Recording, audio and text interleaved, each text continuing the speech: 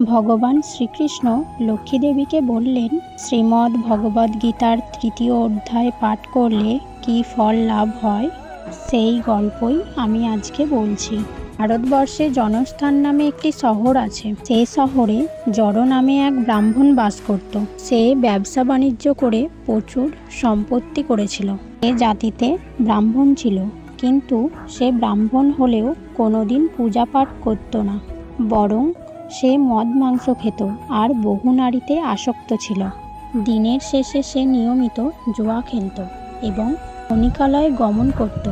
এই রকম চলতে চলতে সে এক সময় নেশা ও জুয়ায় আসক্ত হয়ে সে তার সমস্ত ধন সম্পদ হারিয়ে ফেলল। এমন দিন এলো যে তার কাছে এক কানাকড়িও অবশিষ্ট রইল না। অভাবের তাড়নায় তার দুবেলা খাবার জোগাড় করাও কঠিন হয়ে পড়েছিল। সে ঠিক করলো কিছু টাকা দিয়ে সে আবার ব্যবসা শুরু করবে। জড় তার এক পরিচিত বন্ধুর কাছে মূলধন সংগ্রহের জন্য গিয়েছিল। সে ইতিমধ্যে তাকে অনেক টাকা ধার দিয়েছে, কিন্তু সে সেই টাকা মদ খেয়ে ফুর্তি করে উড়িয়ে দিয়েছে। তাই সে তাকে টাকা ধার দিতে রাজি হলো না। জড় অন্যান্য পরিজনদের কাছেও হাত পাতল, কিন্তু সবাই জানতো জড় মাতাল এবং জুয়ারি। তাই কেউ তাকে এক পয়সাও ধার দিল না। জড় বারবার বুঝিয়েও যখন কাউকে টাকা দিতে রাজি করাতে পারল না, তখন সে রেগে গেল। অর্থ সংগ্রহ করার জন্য সে বন্ধুর বাড়িতেই চুরি করল। তারপর সে উত্তর দেশের উদ্দেশ্যে যাত্রা শুরু করলো বাণিজ্য করার জন্য। জড় অধার্মিক হলেও তার ব্যবসায়িক বুদ্ধি ছিল প্রবল। হরিণের কস্তুরি, চামড়া, মৃগনাভি ইত্যাদি বস্তুর ব্যবসা করে সে অল্প দিনে প্রচুর অর্থ উপার্জন করে ফেলল। এরপর তার মনে হলো সে যথেষ্ট প্রচুর অর্থ উপার্জন করে ফেলেছে। তার বাড়ির জন্য মন খারাপ করে উঠল। সে ঠিক করলো এরপর সে বাড়ি ফিরে যাবে। পরের দিন সকালে সে সমস্ত টাকা পয়সা গুছিয়ে নিয়ে বাড়ির উদ্দেশ্যে রওনা দিল। সারাদিন হাঁটার পরে সে একটি নির্জন জঙ্গলে এসে উপস্থিত হলো। সে দেখল একটি বড় সবেদা গাছে প্রচুর পাকা সবেদা হয়ে আছে। তার ভীষণ খিদে পেয়েছিল। পাকা ফল দেখে তার ক্ষুধার আগুন দ্বিগুণ তেজে জ্বলে উঠল। সে তার সমস্ত জিনিসপত্র সেই গাছের তলায় রেখে সেই পাকা সবেদা ফল খেয়ে তার ক্ষুধা নিবারণ করলো। সেই একটা বড় পুকুর ছিল। ফল খেয়ে পেট ভরে পুকুরের মিষ্টি জল পান করলো। তারপর তার ঘুমে চোখ জুড়িয়ে এলো। সে সেই গাছের তলাতেই ঘুমিয়ে পড়ল। যখন তার ঘুম ভাঙল, তখন সে দেখল অন্ধকার ঘনিয়ে এসেছে। চারিদিকে তাকিয়ে সে প্রথমে কিছুই দেখতে পেল না। পর সে তাড়াতাড়ি উঠে আবার বাড়ির পথে রওনা দিল। কিন্তু তার ভাগ্য খারাপ। সেই গাছের নিচেই কয়েকজন দস্যু বসেছিল।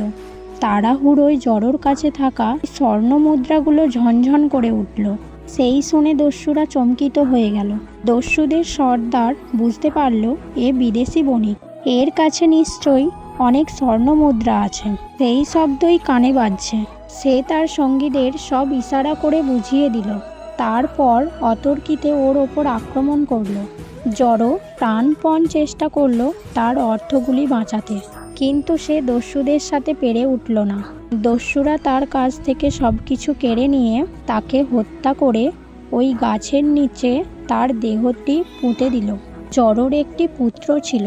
যখন সে দেখল বহু বছর পরও তার পিতা বাড়ি ফিরে আসছে না, তখন সে পিতার উদ্দেশ্যে বের হলো। বহু জায়গা ঘুরেও সে তার পিতার সন্ধান পেল না। সে ভাবল তার পিতা হয়তো নিরুদ্দেশ হয়ে গেছে। তখন সে ঠিক করলো গয়াধামে গিয়ে তার পিতার উদ্দেশ্যে সে পিণ্ড দিয়ে আসবে। সে তার মায়ের কাছ থেকে অনুমতি নিয়ে গয়াধামের উদ্দেশ্যে যাত্রা শুরু করলো। জড় অধার্মিক হলেও তার পুত্র ছিল শাস্ত্রে বিশেষ পারদর্শী। সে নিয়মিত পূজা পাঠ করত। সকালে স্নান করে পূজা না দিয়ে সে জল গ্রহণ পর্যন্তও করত না। গয়া যাবার পথে সে ঘটনাক্রমে সেই গাছটির নিচে এসে দাঁড়ালো, যেখানে তার পিতাকে হত্যা করা হয়েছে।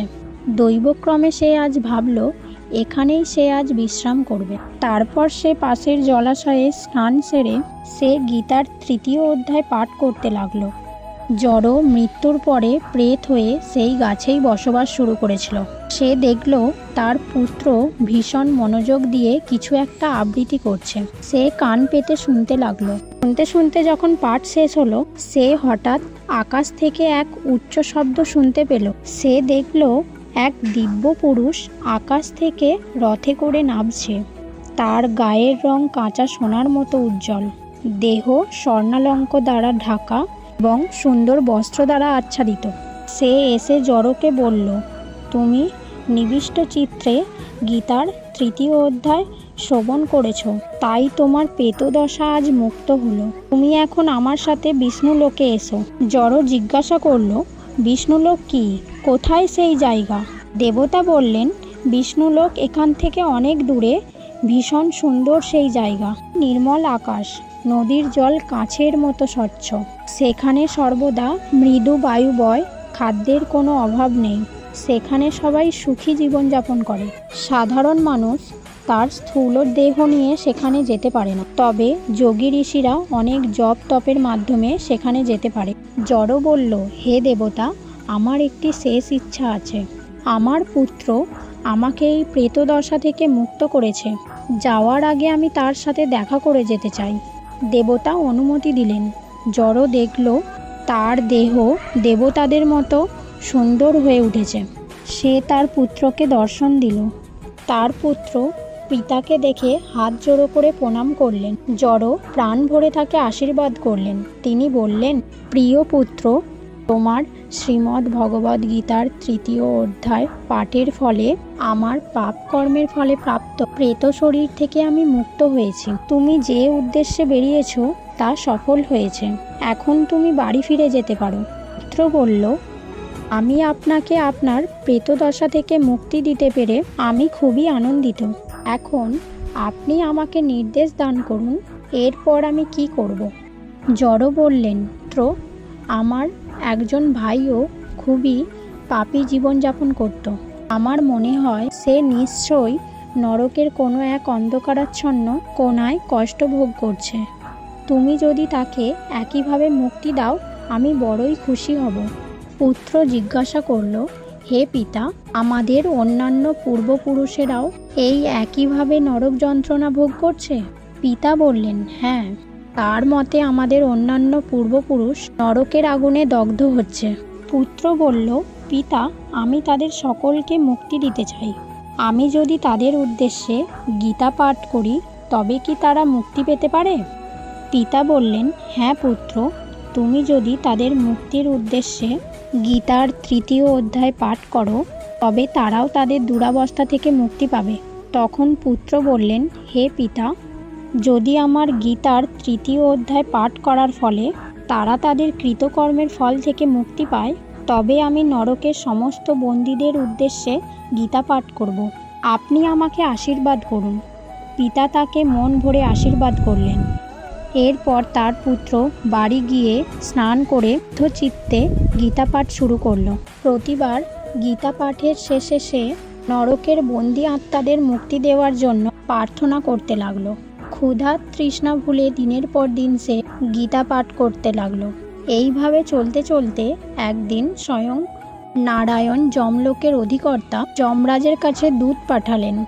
দূত গিয়ে যমরাজকে বললেন, হে সূর্যপুত্র, আমি ক্ষীরসাগরে অনন্ত শয্যায় শায়িত নারায়ণের কাছ থেকে আপনার জন্য কিছু বার্তা এনেছি। আপনি অনুমতি দিলে তা আমি আপনার কাছে পরিবেশন করব। যমরাজ বললেন, আমার পরম ভাগ্য যে পরমেশ্বর ভগবান আমার কাছে তার দূত পাঠিয়েছেন। এখন বলুন, আমি তার কি সেবা করব? বিষ্ণুদূত বললেন, যে যমরাজ, ভগবান শ্রী নারায়ণ আপনাকে সমস্ত বন্দীদের মুক্তি দেওয়ার আদেশ দিয়েছেন। আপনি শীঘ্রই তাদের মুক্ত করুন। আমি তাদের বিষ্ণুলোকে নিয়ে যেতে এসেছি। যমরাজ অবাক হয়ে বললেন, আমি অবশ্যই তার আজ্ঞা পালন করব। কিন্তু এ কিভাবে সম্ভব? তাদের পাপের প্রায়শ্চিত্ত তো সম্পূর্ণ হয়নি। বিষ্ণুদূত বললেন, হ্যাঁ যমরাজ, একথা সত্য। তারা তাদের পাপের শাস্তি ভোগ করত, কিন্তু নরলোকের এক শুদ্ধ ব্রাহ্মণ এই সমস্ত পাপীদের উদ্দেশ্যে শ্রীমদ্ ভগবদ্ গীতার 3য় অধ্যায় পাঠ করেছেন। ফলে তাদের পাপের প্রায়শ্চিত্ত হয়ে গেছে। ভগবান শ্রী নারায়ণ বললেন, হে দেবী লক্ষ্মী, এভাবে যে নিষ্ঠা সহকারে শ্রীমদ্ ভগবদ্ গীতার 3য় অধ্যায় পাঠ করে আর মন শুদ্ধি হয় এবং পাপ মুক্তি ঘটে, এমনকি তার নতুন করে পাপ করার ইচ্ছাও চলে যায়। বন্ধুরা, আপনারাও পারলে শ্রীমদ্ ভগবদ্ গীতার 3য় অধ্যায় পাঠ করবেন। এই রকম ভিডিও পাওয়ার জন্য অবশ্যই চ্যানেলটি সাবস্ক্রাইব করে রাখবেন। হরে কৃষ্ণ, রাধে রাধে।